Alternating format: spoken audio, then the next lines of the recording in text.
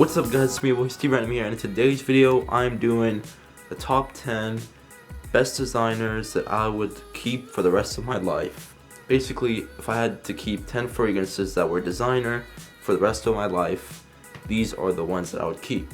Now, this is kind of a thing that was going on, and I think it's still going on, but I was tagged from Undisputed Fraghead. Thank you for the tag. I really want to get into this trend or this tag. Thanks to Undisputed Fraghead for tagging me in. Now, there are 10 fragrances I would keep for life. Before we start, I'm sorry I'm not uploading as much. I'm just in the last weeks of my finals. Basically, this week and next week are going to be final exams, and then I'm done. And then I could upload more. But for now, since I got tagged in a video, I wanted to make this out and put it out, so let's get into it. So for 10 designer fragrances that I would keep for the rest of my life, and these would only be the 10 fragrances I have, I would have to get rid of my other fragrances. Number 1, and these are not in any particular order, they're my favorite 10. Let's start off with number 1, La Nuit de l'Homme by Yves Saint Laurent. And you guys know about La Nuit de l'Homme, you guys know everything about it. I assume that a lot of you guys have smelled this one. And even though with the reformulations and all that stuff, if we put that stuff to the side, I just love the way it smells. I would definitely keep this as one of my fragrances for life. Like, when you love the way something smells, you don't want to get rid of it because other people don't like it, or you don't want to get rid of it because it doesn't last long. You don't want to get rid of it because somebody, insulted it. It doesn't make sense. No matter how many no compliments or how many compliments I get or whatever I get, this will always be up there because I'm not really, using this fragrance. I'm not really using this fragrance for like amount of compliments or amount of reactions or some ridiculous reason. I'm using this for myself. I'm using this because I like it. If I was to smell this, I would automatically go into like a kind of a date kind of smell and just think about, romantic kind of date. So La Nuit de l'Homme by Yves Saint Laurent is the first one. Next up, let's go with, and this one I don't actually own, I just have smelt it, I just love the way it smells, L'Eau de Chanel Eau de Toilette. Now, the reason why I didn't pick the Eau de Parfum is because the Eau de Parfum wasn't really the first instinct I got with the fragrance. When I smelled the Eau de Toilette first, that's what really got me hooked up to the L'Eau de Chanel kind of DNA. When the Eau de Parfum came out, it was so similar and a little bit different, but it was so similar that it kind of threw me off the L'Eau de Chanel, DNA. So it kind of did the opposite. But when the Eau de Toilette first came out, and when L'Eau de Chanel first came out as a whole, it was really good because it was a little bit different during the time. And I smelt it at the airport. I think one time when I was traveling, when it first came out, and the salesmen were like, this is a very new fragrance, you should try it, as I was trying other fragrances. But this is obviously when I wasn't doing any YouTube fragrance review or anything. I was just smelling fragrances. I didn't buy it obviously because I just was a kid smelling fragrances, But L'Eau de Chanel, I would definitely say I would keep it for my life. It did start the line of L'Eau de Chanel, and like these type of fresh fragrances, it kind of did start that, and that's what's special about it. That's why I would keep L'Eau de Chanel, and that's my number 2. My number 3 would be another fragrance I don't own, but I smelt it while I was in Las Vegas. I do really like it. I wasn't so intended to buy this fragrance because I have other fragrances that I would like to buy, and this one is just getting up there. Tom Ford Grey Vetiver Eau de Parfum version. The Eau de Toilette I smelt and it didn't last at all. The Eau de Parfum at least lasted for 5 hours. It definitely did last a lot longer than the Eau de Toilette. That's why I would keep the Tom Ford Grey Vetiver Eau de Parfum version. And Tom Ford Grey Vetiver, it's just one of those fragrances that is not too masculine, but it's a little bit, it has a masculine quality, but it's not too like aggressive. It's not too, bad boy type of vibe. It's a nice little office kind of fragrance that you could use, and it's also one that you could use professional. Like if you're a businessman, or if you're going out dressed up a little bit more than, just casual clothes, you could use it. I mean, it's just it's just a good fragrance for that kind of scenario. But if you're also a student going to school, I would also use it as long as you have the money to, you know, have the money to buy it and use it, because it is pretty expensive for a designer. I think it's about $110, but it is a Tom Ford as well. But Tom Ford Grey Vetiver Eau de Parfum, I would say, is really a good, you know, just clean version of a fragrance. It's just clean, smells good, smells, the correct word I could use, smells solid. Smells solid, doesn't have any like downfall to it, doesn't have any too aggressiveness to it. And that's, if that made any sense, then that's Tom Ford Grey Vetiver Eau de Parfum for me. That's my number 3. Now my number 4, and I hate to do this, I hate to put this in here, but really guys, the first time I smelled this, and it's basically, all of these are really based on first impression, because if you, let's say you had, you're trying a food for the first time, and when you try it out, if you don't like it the first time, you're not really most likely going to come back to it and eat it. And I don't know any instances from my head that I can pick out that I was like, I don't like this, but I'm going to keep eating it. Dior Sauvage, I liked it the first time. I didn't know it was hyped. I didn't think that I would like it so much.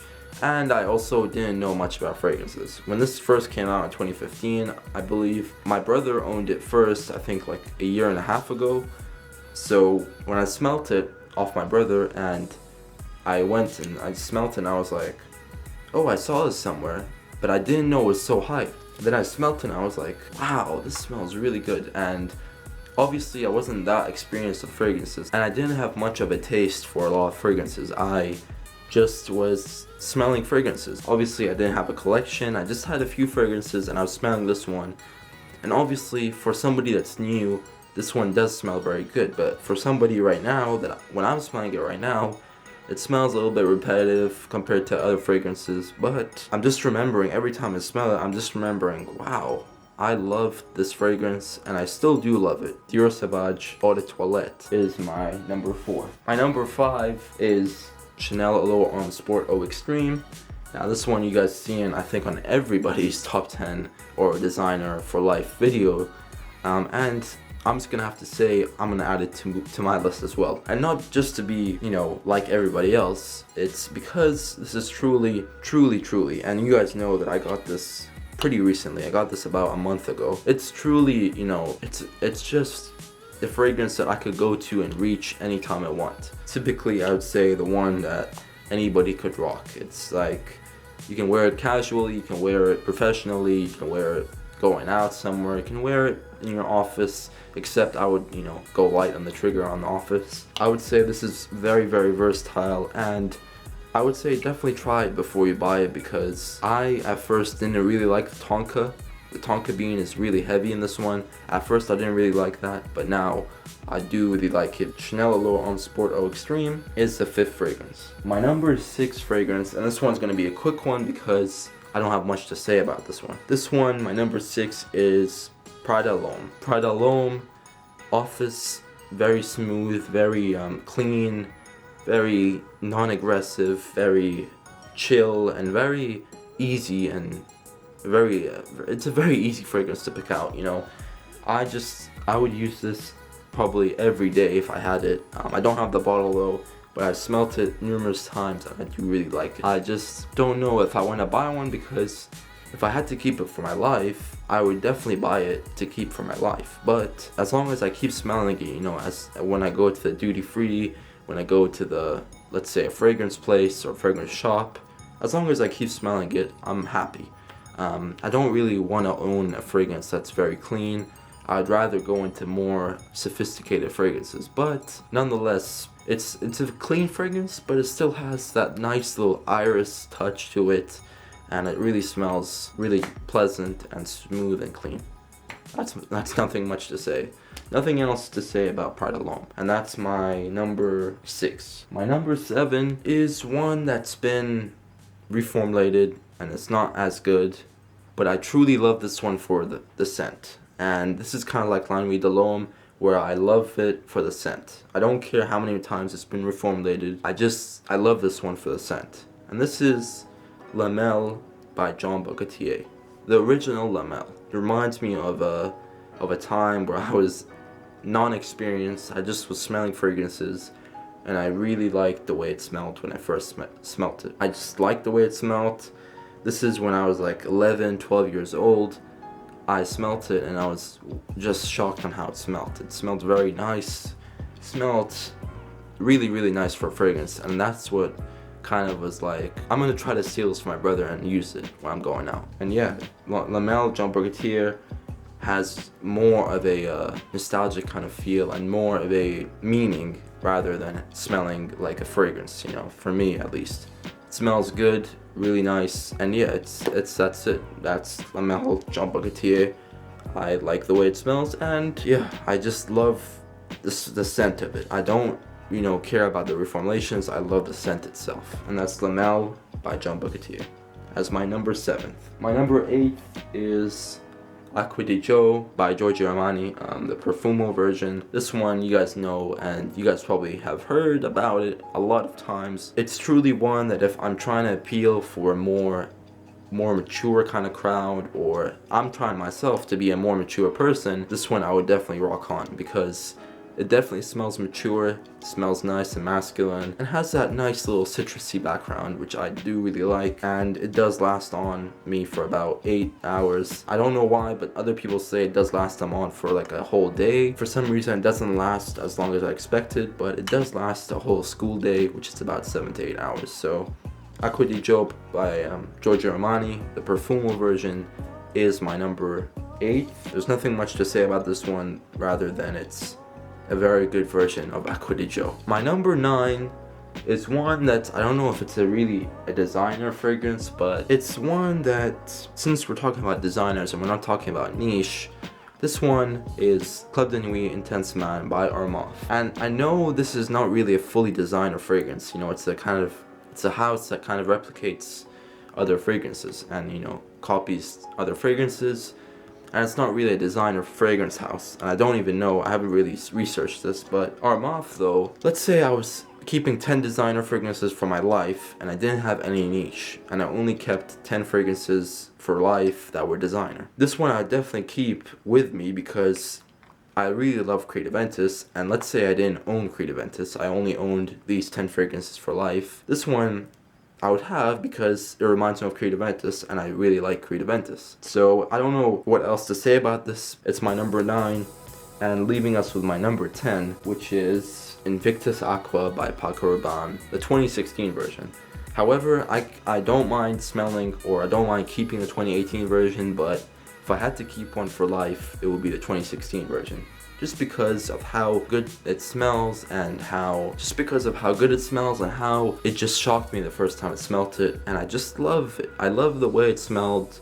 I love the way it still smells. I would definitely keep the 2016 version over the 2018 version. Invictus Aqua, there's nothing else to say. If you can't find the Invictus Aqua 2016 version, then I would say get the 2018 version, you know. But it's just that Invictus Aqua DNA that I really like. And if you don't fancy the 2018 version, then I would say pick Razazi Hawaz. I would say pick that one up, because that one's a mix of Invictus Aqua and Invictus. So Invictus Aqua by Paco Rabanne 2016 edition is my last fragrance that I would keep for my life. That is designer. Hope you guys enjoyed this video. I know this has been a long video, and it's kind of not a video that I intended to be this long. I don't know how long it is. Hope you guys enjoyed this. Oh, and I forgot to tag somebody. There's so many people that have been tagged, and I don't know who to tag really. This one, I would say just tag. I'm gonna tag everybody that wants to participate. Anybody that wants to participate in this is free to go. You know, I'm tagging. Hope you guys enjoyed this video. If you did, click the like button below, subscribe for more videos, and thank you for the support even though I'm not uploading any videos. Anyway, peace.